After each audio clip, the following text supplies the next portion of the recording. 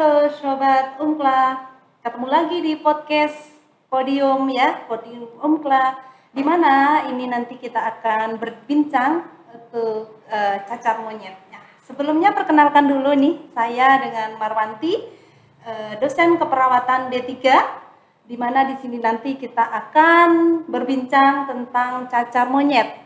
Yang tentunya di sini di pertemuan kita ini kita akan menceritakan bagaimana pemahaman masyarakat terkait dengan apa itu virus cacar monyet. Di mana di sini nanti juga akan meningkatkan media sosial dari UNCLA, bagaimana kita mau melanjutkan studi ya, di mana di UNCLA ini ada 10 program studi. Yang pertama ada prodi keperawatan D3, kemudian profesi S1 keperawatan, farmasi D3 farmasi ya. Kemudian ada juga di sini D3 kebidanan. Nah, untuk yang non kesehatan di Universitas Muhammadiyah Klaten ini juga membuka pendaftaran prodi S1 Teknologi Informasi, S1 Administrasi, S1 Ilmu Komunikasi, S1 Manajemen, dan D3 Akuntansi. Silakan Sobat UNCLA ya bisa bergabung dengan kami ya. Di mana untuk proses pendaftaran nanti Sobat UNCLA bisa lewat daring ya, bisa juga datang langsung ke UNCLA. Nah, seperti yang tadi saya sampaikan bahwa di sini di podium UNCLA ini kita akan sharing tentang cacar monyet, yang tentunya di sini nanti kita akan diskusi kurang lebih 30 sampai dengan 40 menit. Nah, kita akan menghadirkan ya ada 2 narasumber nih ya. Yang pertama ada Ibu Suyami, Magister Keperawatan, spesialis keperawatan anak ya. Beliau saat ini melanjutkan program doktoral di Universitas Gajah Mada ya, yang selanjutnya nanti untuk lebih jelas lagi perkenalan nanti Bu Yami kami persilakan bisa memperkenalkan diri. Kemudian akan dilanjutkan juga narasumber kedua kita ya, Ibu Reziana Budi Saputri ya, Magister Kesehatan Masyarakat ya Bu ya.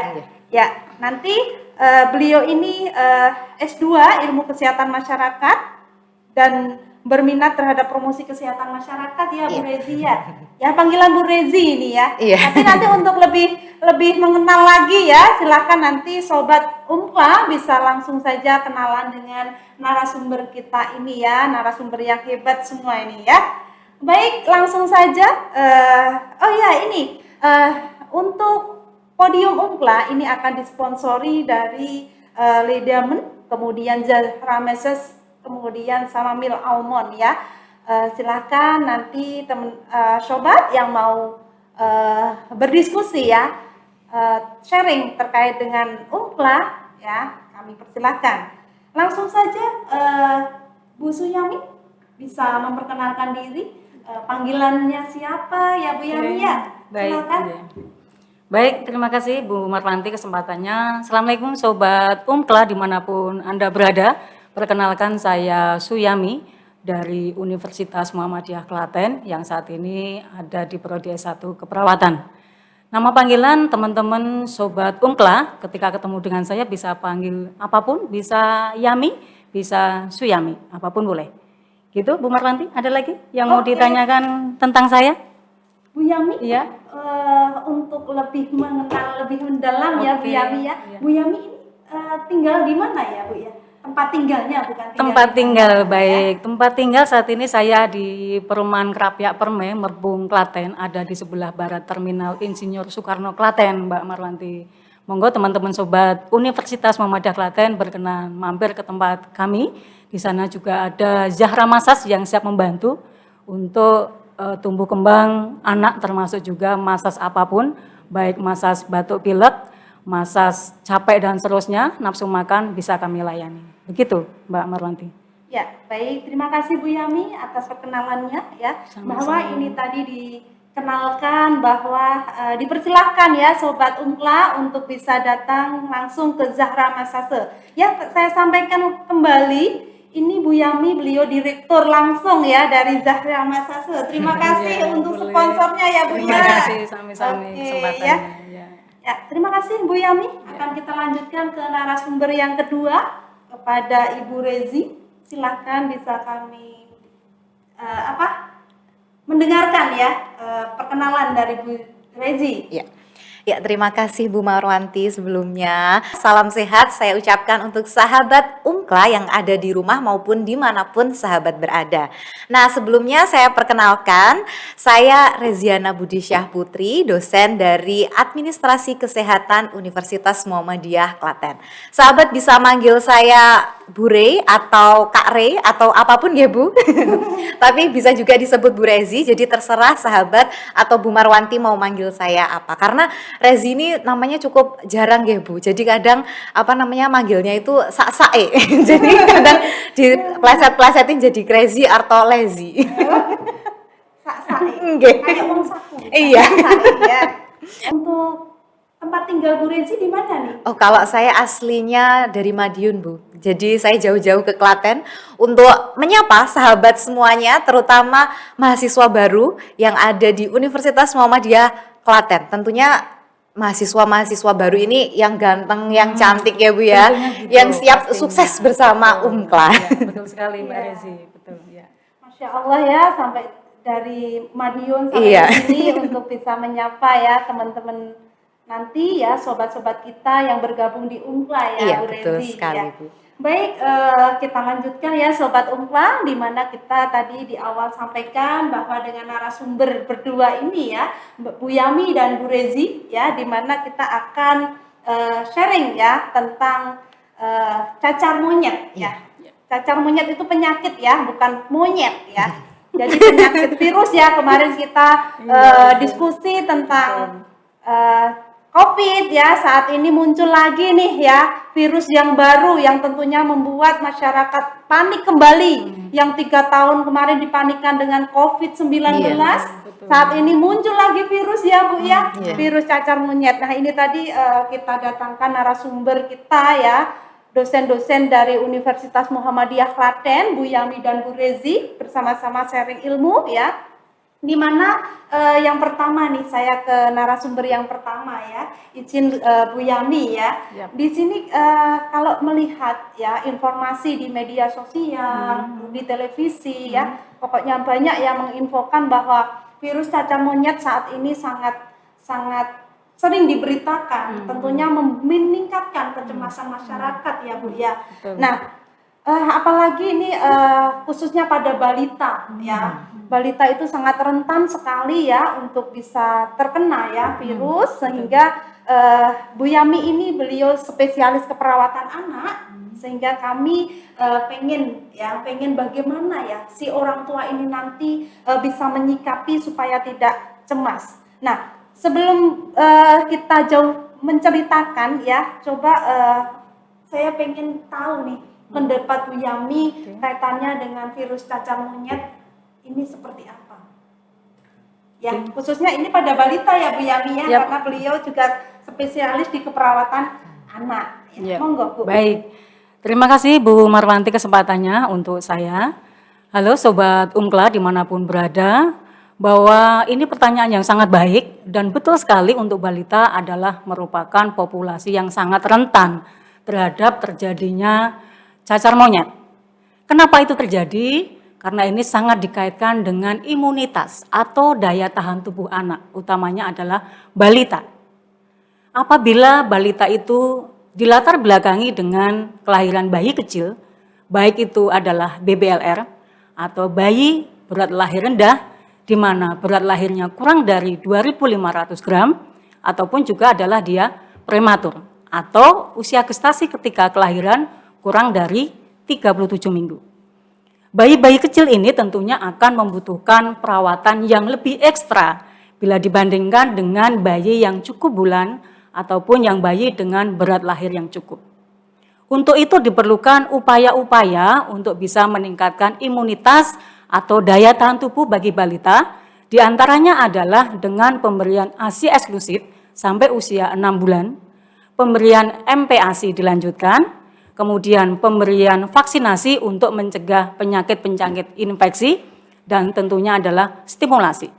Dengan stimulasi diharapkan anak itu akan bisa tumbuh sehat berkembang sesuai dengan usianya. Begitu Bu Marwa. Ya, cukup jelas ya Sobat Ungkla ya, tadi dijelaskan dari Bu Yami terkait dengan apa itu ya virus cacar monyet gitu. Betul. Nah Bu Yami ini tadi untuk virus ya, ada virus cacar monyet, ada virus COVID, ada virus cacar tomat ya. Cacar apa lagi ya? Mudah-mudahan sudah nggak ada cacar-cacaran lagi ya, Betul. Sobat ya. Ya. Ya, baik Bu Yami, tadi sudah dijelaskan itu virus monyet ya, cacar maksudnya bukan monyet ya, cacar Betul. monyet ya. Nah, monyet. di sini dengan semakin paniknya orang tua ya Bu ya, tentunya kan kita sebagai salah satu tim kesehatan itu Betul. bagaimana kita bisa melakukan tindakan apa, bisa dilakukan tindakan apa yang harus dilakukan oleh orang tua kepada anaknya. Tadi disampaikan bahwa di anak itu perlu diberikan MPASI gitu ya. Betul. Bisa dijelaskan Ibu bagaimana ke masyarakat MPASI itu yang seperti apa gitu. Ya. Oke, baik. Terima kasih pertanyaan yang luar biasa juga dari Bu Marwanti. Bahwa tadi MPASI itu adalah makanan pendamping ASI yang tentunya segera diberikan setelah pemberian ASI eksklusif sampai usia 6 bulan. Karena tentunya ketika sudah mulai 6 bulan ke atas itu bayi sudah tidak cukup nutrisinya ketika hanya diberikan melalui ASI eksklusif. Makanya harus diberikan MPASI. Dan pemberiannya mestinya juga secara bertahap dulu. Dari bentuk cair, kemudian lunak sampai akhirnya ke padat. Nah sehingga dengan pemenuhan nutrisi ini daya tahan tubuh anak menjadi baik. Tidak mudah sakit, tidak mudah infeksi, tidak mudah batuk pilek. Nah, untuk itu selaku orang tua, termasuk saya pribadi adalah orang tua yang mempunyai anak. Ketika kita dihadapkan dengan kondisi cacar monyet saat ini, kita harus waspada. Nggak boleh lengah. Oleh karenanya orang tua juga harus pinter-pinter menghadapi setiap kali ada berita. Ya kan? Nah, berita itu tentunya harus secara bijaksana ditanggapi oleh orang tua, tidak langsung serta-merta diterima, ya kan? Kita khawatirnya adalah berita itu adalah berita hoax atau bohong. Ketika orang tua disajikan dengan berita-berita hoax, tentunya akan meningkatkan rasa kekhawatiran, rasa takut, ya kan? Kemudian bisa jadi stres bahkan sampai depresi. Nah, sehingga tadi bahwa ibu itu perlu pintar mencari sumber informasi yang bisa dipertanggungjawabkan. Dari mana itu? Bisa dari berita, bisa dari informasi Kementerian Kesehatan misalnya, atau bisa bertanya kepada tenaga kesehatan. Baik Bu Yami, ini tadi sudah dijelaskan untuk MPASI. Nah ini tadi ada dijelaskan Bu Yami terkait dengan stimulasi ya. Betul. Untuk balita Betul. supaya tidak terkena cacar monyet gitu. Betul. Ya Bu ya. Bisa lebih dijelaskan Ibu? Ya, baik, terima kasih Bu Marwanti. Saya sampaikan tadi bahwa stimulasi itu bukan satu-satunya. Ya, tetapi itu baru bagian daripada salah satu di dalam pengasuhan pada balita atau bayi dan seterusnya. Kaitannya dengan stimulasi, karena stimulasi itu harus dilakukan secara kontinu. Tidak bisa seminggu sekali, 2 minggu sekali, tidak bisa. Tapi terus menerus. Stimulasi itu sejak dini, bahkan sejak kandungan. Ya, sejak kandungan itu sudah mulai distimulasi.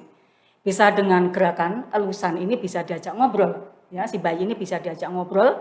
Bahkan bisa kita dengarkan dengan musik-musik, ya murotal atau apa yang bisa memberikan kita juga ketenangan. Kemudian berlanjut begitu dia lahir dan seterusnya ini, stimulasi itu mulai bisa dilakukan usia 2 minggu. Itu sudah bisa dilakukan sampai usia 6 tahun. Stimulasi ini bisa dari aspek motorik halus, motorik kasar, personal sosial, dan bahasa. Gitu. Jadi orang tua harus bisa melakukan itu sendiri di rumah. Jadi kita harus banyak ngobrol. Jangan sampai anak kita itu jatuh dalam kondisi speed delay, ya kan? Terlambat ngomong atau bahkan tidak bisa berjalan dan seterusnya. Sehingga ini menjadi perhatian. Saya pribadi termasuk sobat dari Ungkla dimanapun berada, stimulasi ini wajib kita lakukan dalam kondisi apapun, dimanapun, dan terus menerus. Gitu. Ya. Ya, lebih jelas lagi ya Sobat Unkla bahwa anak ya khususnya ya di sini untuk balita ya biar tidak mudah sekali terkena infeksi virus ya, tetap harus dilakukan stimulasi ya. Tadi disampaikan dari narasumber kita Bu Yami ya, dari dia balita itu masih dalam di perut ya si ibu itu harus sudah dielus-elus gitu ya. Yap, Nah, betul. seperti itu luar biasa ya informasi dari Bu Yami tadi ya. Tentunya ini terima kasih banyak Bu Yami. Iya, Ya, sama-sama, Bu. informasinya kita perlu diskusi lagi nih dengan narasumber kedua kita ya, Bu Boleh, Yami terkait pastinya, dengan iya. kesehatan masyarakat. Tadi Yap, sudah iya. di spesialis anak ya bahwa anak itu perlu dikasih apa? MPASI, stimulasi gitu ya. Sekarang untuk dari Bu Rezi ya, menurut Bu Rezi tadi sudah disampaikan oleh Bu Yami sudah menjelaskan apa itu virus cacar monyet, kemudian nanti dampaknya kepada balita gitu ya Bu Rezi. Nah sekarang yang saya tanyakan bagaimana prosesnya, ya proses mutasi dari virus ini Bu Rezi. Ya, baik Bu. Ini mungkin saya sedikit memberikan prolog ya Bu terkait tentang apa sebenarnya penyakit cacar monyet itu sendiri. Tadi kan soalnya sudah disinggung terkait keperawatan anaknya. Sekarang saya sedikit mengedukasi sahabat podium di rumah sekalian terkait penyakit cacar monyet. Jadi sebenarnya penyakit cacar monyet ini adalah penyakit zoonosis atau mungkin kita bisa simpelnya itu sebut penyakit dikarenakan oleh hewan. Ya. Jadi cacar monyet ini itu sudah ada sejak tahun 1958 ya, dan ditemukan mirip cacar pada koloni monyet yang diteliti gitu. Dan mulai muncul di manusia atau penularan dari monyet kepada manusia itu tahun 1970 di Republik Demokratik Kongo. Nah, habis itu penyakit itu seakan hilang gitu, Bu. Maksudnya aman dan menjadi endemik di negara Afrika ya. Jadi di benua Afrika itu. Terus habis itu muncul lagi. Nah, mulai munculnya mutasi-mutasi ini tadi mulai dari Mei 2022 ini penyakit ini santer sampai WHO menyatakan bahwa penyakit cacar monyet ini sebagai darurat kesehatan global. Seperti itu. Jadi surveillance dari WHO atau Organisasi Kesehatan Dunia itu telah menyatakan bahwa penyakit cacar monyet sebagai darurat kesehatan global. Nah, akhirnya sebenarnya sampai tahun 2022 untuk mutasi penyakit cacar monyet ini lebih dari 50 virusnya itu. Cuman sahabat semuanya jangan khawatir karena penularan dari cacar monyet ini begitu tidak secepat atau secepat kilat COVID ya Bu. Ya, jadi penyakit ini dimulai dari gejala demam seperti itu. Terus habis itu adanya pembengkakan di kelenjar limfa seperti itu. Terus habis itu adanya ruam atau lesi yang muncul di permukaan kulit. Ya, dan modelnya seperti cacar atau bentol-bentol seperti itu. Jadi kan kalau untuk anak-anak itu pasti orang tuanya udah sangat khawatir ya Bu, kalau demam aja biasanya udah langsung untuk periksa atau seperti apa. Nah, kalau untuk orang dewasa sendiri itu seperti itu Bu. Jadi gejala-gejala yang muncul lebih terlihat. Jadi secara fisik lebih terlihat, beda dengan COVID. Karena kan COVID masa inkubasinya juga lama seperti itu. Nah, kalau kalau untuk di cacar monyet sendiri itu sekali gejala itu terlihat, itu orang tersebut baru bisa menularkan virus cacar monyet itu. Ya, kan perbedaannya dengan COVID kan kalau COVID sudah ada virusnya, dia nggak tahu kalau dia kena COVID tapi dia bisa menularkan. Ya, jadi sahabat podium jangan terlalu khawatir gitu ya, karena kita bisa melihat secara physically ya, secara fisik terkait dengan gejala-gejala yang dialami oleh cacar monyet. Seperti itu, Bu. Ya, luar biasa, jelas sekali ya Sobat Podium Klaten ya, tadi sudah dijelaskan dari Bu Rezi ya, beliau dari Magister Kesehatan ya, lulusan dari Kesehatan Masyarakat ya, Kesehatan Masyarakat. Tadi diceritakan sejak tahun 1958 gitu ya Bu ya, dan saat ini muncul kembali. Nah, berikutnya Ibu, untuk kasus cacar monyet ini tadi ya yang awal mula muncul di 1958 gitu ya Bu ya. Nah, ini kasus yang masuk ya Bu ya saat ini. Tadi kan karena itu sudah dari WHO menyampaikan ya bahwa kasus ini memang perlu diangkat, ini merupakan kasus yang perlu diwaspadai gitu Iya, ya Bu betul. Rezi ya. Nah untuk di Indonesia itu jumlah kira-kira sampai saat ini Bu Rezi bisa jelaskan ke sobat Podium Klaten Iya. ini ya. Ya baik Bu, untuk terkait kasus yang ada di Indonesia sendiri sebenarnya masih cenderung sedikit dan semoga tetap segini. Jadi tidak ada penambahan kasus nih Bu ya di Indonesia. Harapan kita Iya ya, betul ya. sekali. Karena untuk saat ini yang terkonfirmasi kasus itu hanya baru 1 ya Bu. Dan semoga saya berharap juga tidak ada penambahan. Dan ini kasus pertama ini ditemukan di Jakarta, terkonfirmasi di Jakarta. Beliau berjenis kelamin laki-laki dan berumur 27 tahun, mempunyai riwayat bepergian di luar negeri ya. Jadi memang beliau menyatakan bahwa memang beliau terkena karena kontak langsung dengan penderita seperti itu Bu. Jadi saat beliaunya pulang ke Indonesia memang mulai terjadi gejala, yaitu yang pertama demam tadi dan pembengkakan kelenjar limfa seperti itu. Nah setelah beliau itu baru muncul ruam-ruam itu tadi, akhirnya diperiksakan ke rumah sakit dan akhirnya memang beliau terkonfirmasi cacar monyet. Nggih, Bu. Gitu ya Bu ya. Iya. Terima kasih Bu Rezi untuk share ilmunya ya. Iya, Bu. Tadi disampaikan nih Bu Rezi untuk kejadian di Indonesia ya itu masih sedikit. Itu Iya. harapan kita itu sedikit itu terus hilang. Iya, gitu betul Bu ya. sekali. Dari Bu Betul Rezi sekali, ya. ya, Ya, setuju. baik. Selanjutnya ini masih dengan Bu Rezi ini ya. Bu Rezi, untuk di Indonesia Bu, tadi disampaikan Bu Rezi bahwa kasus ini dibawa oleh 1 orang dengan Iya. usia 27 7 tahun tahun. gitu ya. Kira-kira mungkin nggak Bu di masyarakat Indonesia ini kemungkinan seperti COVID kemarin ya, akhirnya hampir semuanya merasakan ya, Iya. bisa diprosentase kalau nanti takutnya saya salah juga nih ya, di 40% kejadian untuk di cacar monyet. Untuk di Indonesia saat ini tadi kecil gitu ya Bu ya, Iya. bisa lebih mungkin nggak nih untuk cacar monyet ini nanti berkembang di Indonesia Ibu? Iya. Dilihat dari kacamata kesehatan masyarakat ya. Iya, Bu.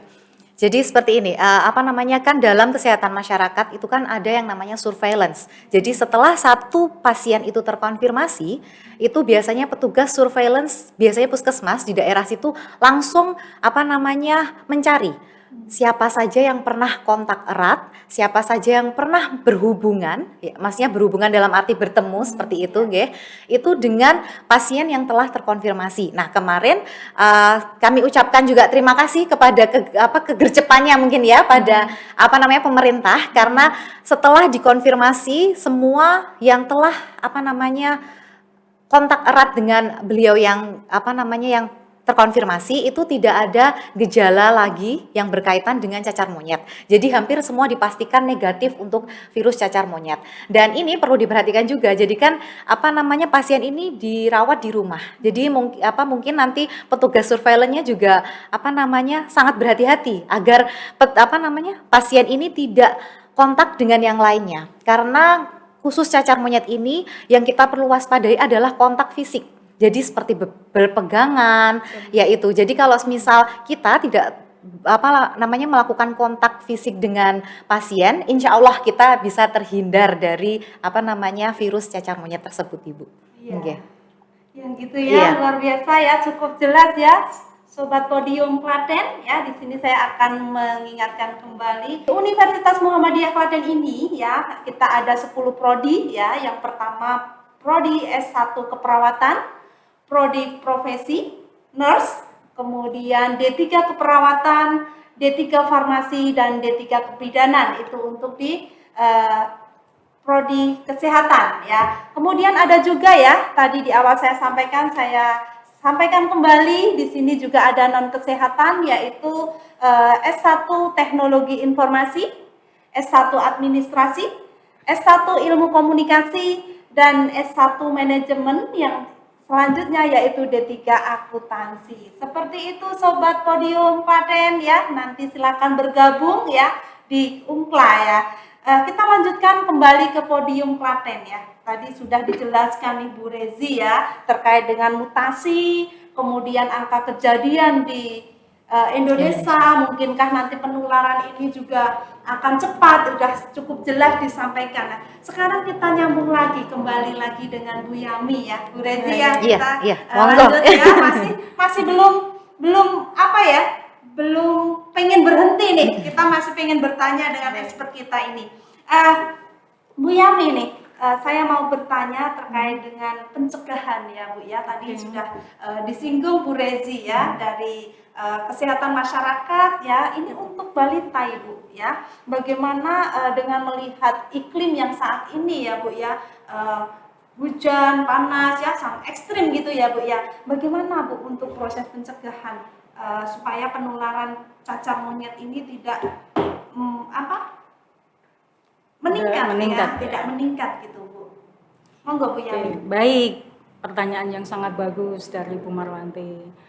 Halo Sobat Podium Unkla dimanapun Anda berada, bahwa dengan perubahan iklim yang saat ini terjadi, termasuk suhu lingkungan yang sangat panas Bu Marwanti ya, itu disebabkan oleh penggundulan hutan, kemudian panas global, sehingga itu juga menjadi salah satu penyebab virus itu menularkan ke manusia. Sehingga untuk itu memang diupayakan seyogyanya lah kita juga harus segera melakukan penghijauan. Misalnya paling mudah adalah di lingkungan rumah terdekat, kita bisa tanamkan beberapa pohon yang bisa itu bermanfaat. Tentunya juga masyarakat sekitar juga akan bekerja sama untuk bisa membantu penghijauan di mana-mana. Ini tentunya akan sangat manfaat untuk lingkungan yang begitu sangat panas hari ini termasuk juga. Kemudian untuk pencegahan ini tentunya banyak yang bisa dilakukan oleh orang tua, karena tadi meskipun cacar monyet ini sangat berbeda kalau kita dibandingkan dengan COVID ya, baik itu secara fatalnya ataupun kecepatannya, kemudian dia menularkan, namun kita tetap harus waspada. Bagaimana caranya adalah yang pertama kita bisa lakukan perilaku hidup bersih dan sehat. Itu penting. PHBS gitu betul ya, sekali, PHBS ini penting untuk dilakukan. Kemudian adalah tetap menerapkan protokol kesehatan. 5M itu juga sampai hari ini masih sangat relevan. Dari menggunakan masker, mencuci tangan pakai sabun, menjauhi kerumunan, mengurangi mobilisasi, kemudian juga menjaga jarak. Jadi tidak hanya untuk virus COVID, tapi untuk virus-virus lainnya, termasuk juga adalah untuk yang cacar monyet. Itu sangat relevan sekali. Kemudian adalah untuk menghindari kontak secara langsung pada penderita yang sudah dia terkonfirmasi atau positif dia cacar monyet, termasuk benda-benda yang sudah terkontaminasi. Kemudian juga menghindari binatang-binatang yang sebagai sumber reservoirnya virus tadi. Misalnya tadi sampaikan karena penyebabnya adalah monyet, ya kita harus menjauhi, termasuk binatang-binatang yang sakit. Nah, kemudian kalau memang ada yang menderita ketika kita melakukan perawatan, penting untuk melakukan atau menggunakan APD. Paling enggak sarung tangan ya bisa didobel untuk mencegah penularan. Itu adalah beberapa hal yang bisa kita lakukan untuk melakukan pencegahan. Begitu Bu Marwanti. Ya cukup jelas nih ya bagaimana Sobat Podium Klaten ya, Unkla ya, dimana kita harus bisa mencegah ya proses penularan. Tentunya di sini disampaikan ya untuk masyarakat ya supaya kita tidak terkena ya yang namanya cacar monyet ya. Kalau kita melihat monyet boleh nggak? Tentunya boleh ya. Ya. Jadi untuk cacar monyet ini ya apa-apa kan jaga jarak dengan monyet ya. Nah tadi disampaikan dari narasumber berdua ya, dari Bu Rezi, dari Bu Yami ya, penularan ini cukup beda ya dengan COVID ya Bu ya, untuk penularan. Tapi harus diingat tadi pesan dari narasumber kita tadi ya, harus PHBS dijaga, protokol kesehatan juga ya. Seperti itu Sobat Podium Klaten ya yang andal dan bermartabat ya. Pada pertemuan di podium ini saya kira cukup ya. Saya Marwanti mohon undur diri di pertemuan ini. Apabila ada kekurangan dari kami ya, dari saya pribadi Marwanti dan narasumber kami ucapkan banyak terima kasih atas sharing ilmunya ya Bu Yami dan Bu Rezi ya. Sampai ketemu di podium Klaten berikutnya. Wassalamualaikum warahmatullahi wabarakatuh. Waalaikumsalam warahmatullahi wabarakatuh.